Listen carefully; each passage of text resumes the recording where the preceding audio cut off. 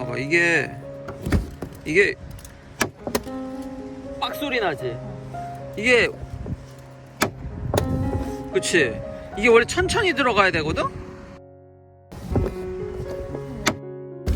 나도 모르겠어. 이거 내 여기 봐, 여기 봐. 안 나지. 그럼 이렇게 서서히 담기잖아, 이렇게. 몰랐어, 뒷좌석이 있어서. 이거 봐, 이게 들어갈 때 쓱 들어가는데 저기는 빡 들어가지. 안녕하세요, 일렉트로캠입니다. 시작하기에 앞선 영상은 제 차 뒷부분에 손잡이가 천천히 이제 내려가야 되는데 팍팍 다치는 상황을 보셨을 겁니다. 이런 상황이 진정되면 한번 서비스 센터를 들어가야 될 것 같습니다. 혹시 이런 비슷한 문제를 겪고 계신 분이 있는지 궁금하네요.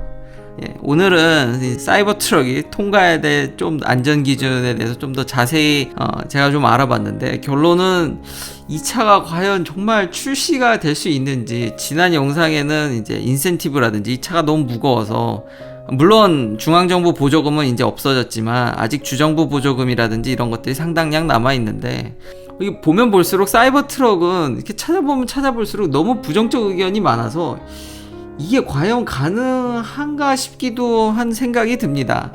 이게 사이버 트럭을 또 오늘 제가 왜 찾아보게 됐냐면, 이제 테슬라 뉴스가 이게 캘리포니아의 공장이 열듯 말듯 이렇게 자꾸 줄다리기를 하는 것 같은데, 그러니까 머스크님이 자꾸 그렇게 안 열어주면 쉘터 인 플레이스 룰이 이제 익스텐드 돼서 못 열 수도 있다라는 얘기들이 이제 나오니까 이제 화가 나서 그러셨는지, 나 헤드쿼터를 이사할 거라는 얘기도 나옵니다.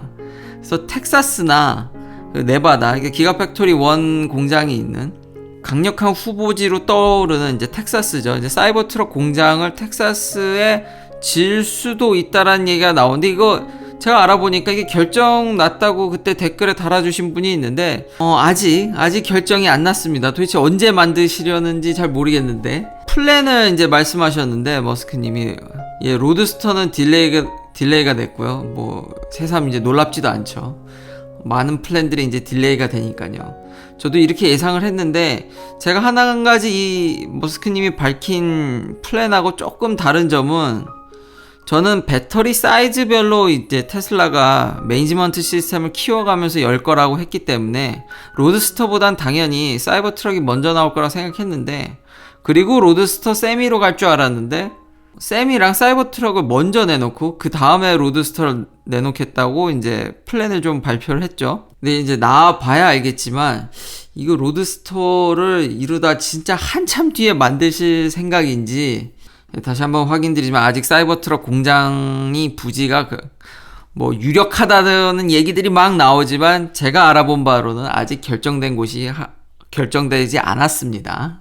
그리고 참고로 이제 텍사스로도 이제 막 헤드쿼터를 옮긴다니까, 텍사스에 있는 주지사분이 트위터로 아주 대환영한다고 바로 그 답변을 줬는데, 이게 단순 해프닝인지 진짜 상황이 너무 길어지면은 정말 헤드쿼터로 옮겨서 덜 이제 규제를 받는 곳으로 갈 건지는 한번 두고 봐야 될 것 같습니다. 지금 상황이 정말 예상치도 못하게 그런 급변하는 소식들이 들려서, 이놈의 사이버 트럭은 지금 딱 봐도 안전 규정을 헤쳐나가기가 쉬워 보이지 않다고 제가 말씀드렸죠. 근데 사람들이 이제 일단 저도 이게 헷갈리는 게, 이렇게 캘리포니아에서 이걸 자꾸 몰고 다니시는 게 이제 자꾸 노출이 됩니다. 이런 게 그냥 돌아다녀도 되나라고 사람들이 쉽게 생각을 하게 이제 오해를 일으키기에 쉬운 면인데요. 이거 알아보니까 또 이런 게 있는 줄 또 몰랐네요. 일반 생산차가 아니라 이제 Manufacturer License Plate라고 해서 이렇게 시범적으로 컨셉카라든지 이런 것들을 미국 내에서는 그러니까 규정이 하나 안 맞아도 내가 대량 생산한 게 아니고 일반인한테 넘길 게 아니고, 그러니까 연구용이라든지 컨셉카를 그냥 시내 도로에 몰고 다니는 라이센스가 있습니다. 그러니까 사이버 트럭이 그래서 돌아다닐 수 있는 거지, 뭔가 안전 규정을 어느 정도 만족시켜서 돌아다니는 게 절대 아닙니다. 전에도 말씀드렸듯이 이게 유럽에서는 현재 이대로 나오면은 안전 기준을 하나도 통과를 못 합니다. 특히나 유럽은 보행자 기준이 굉장히 엄격하기 때문에 사이버 트럭은 잘 아시겠지만 그런 디자인으로는 보행자를 전혀 고려한 디자인이 아니죠. 그래서 지난 영상에 이제 디자인을 뭐 바꿔야 된다. 그래서 새로운 디자인에 대해서 이제 뭐 소개도 시켜드렸는데, 대체적으로 제가 이런 규정을 알아보니까 미국보다는 유럽 기준이 좀 더 세더라고요. 물론 그렇다고 해서 모든 부분에 있어서 유럽의 안전 기준이 미국보다 센 건 아닙니다. 예를 들면 뭐 에어백이라든지 이런 점들은 의외로 미국이 더 센 면도 있더라고요. 아니, 사람은 다 똑같은데 이게 진짜 안전 기준이 왜 이렇게 나라마다 다른지 보니까 여러 가지 정치적 여건까지 이제 복잡 다양하게 얽혀 있어서 이게 참 통일되기는 쉬워 보이지는 않습니다. 전 세계적으로. 또 비판을 하기 전에 그래도 유일하게 장점을 하나 이제 알려드리면, 규정집을 좀 더 이제 찾아보니까 2022년부터는 어떤 블랙박스에 대한 규정이 유럽에서 강화되는데, 혹은 이제 스피드 리미터라든지 여러 가지 제어 장치에 대한 규정들이 이제 올라가는데, 테슬라는 이미 그런 것들이 소프트웨어적으로 잘 컨트롤이 되고 있기 때문에 테슬라 차량들은 이런 규제를 좀 더 넘어가기가 쉬워 보인다는 의견이 있습니다. 사이버 트럭도 당연히 그거에 해당이 되겠죠. 그러니까 이거 말고는 근데 미국에서도, 아니 그때는 제가 사이드미러만 다뤘었는데 이게 생각보다 걸리는 게 꽤 많더라고요.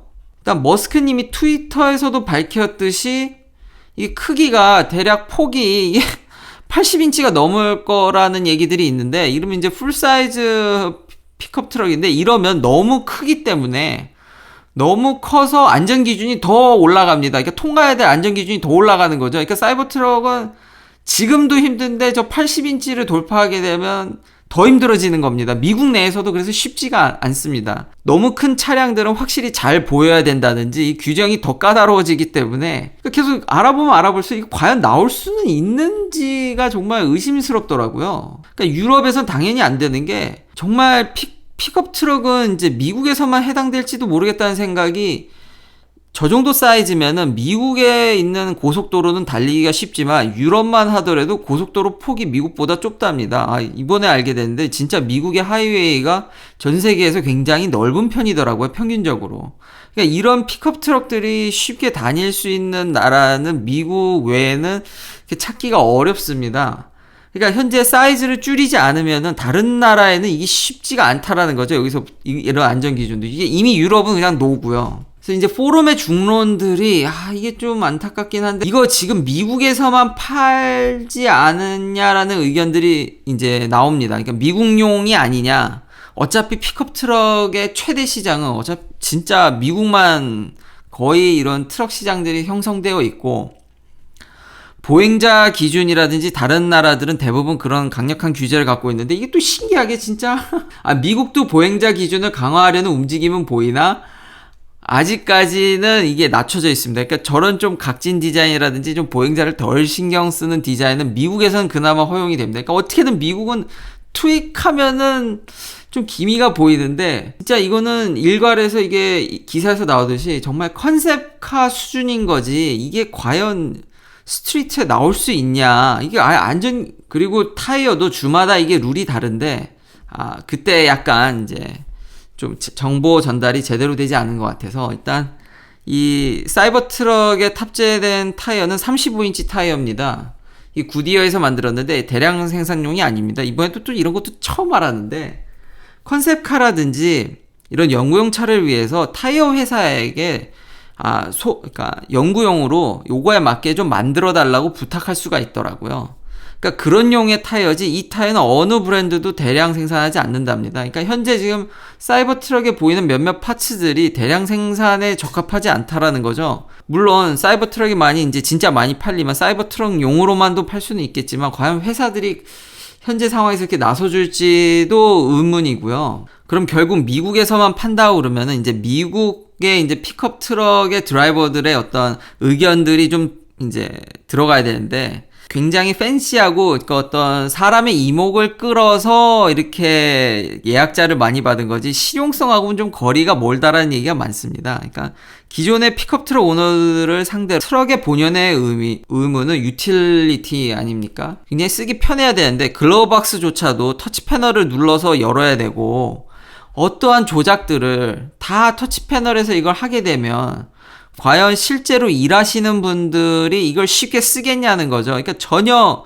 멋있기만 하지 실제 트럭 시장에는 들어올 수 있을지 미지수라는 거죠. 이런 인터페이스는 실용성하고는 너무 거리가 멀다라는 비판이 일고 있습니다. 지난 시간에 테슬라의 이런 다이캐스트에 대해서도 말씀드렸는데, 그러니까 테슬라의 궁극적 목표는 대량 생산을 이제 오토마이제이션을 통한 대량 생산을 하기 위해서 유니바디를 찍어내는 건데, 사이버 트럭도 그에 벗어나지 않습니다. 딱 봐도 이건 진짜 다이캐스트로 왕창 찍어낼 조짐, 그런 이 유니바디를 이제 갖췄다는 의견도 있습니다. 지난 제가 이런 유니바디를 말씀드렸을 때 댓글에 아주 좋은 의견들이 많았는데, 이거 수리 어떻게 하냐, 이거 아니나 다를까 이 사이버 트럭에도 같은 문제가 일어나더라고요. 아직은 이제 결정된 건 아니지만 만약에 그게 다이캐스트로 만들든 어떻게 하든 이런 유니바디 스타일에 만들었을 때 사고가 나면 이거 어떻게 수리할 거냐 이거죠. 그러니까 다른 승용차들은 사실 그거를 반론할 여지가 좀 있습니다. 그러니까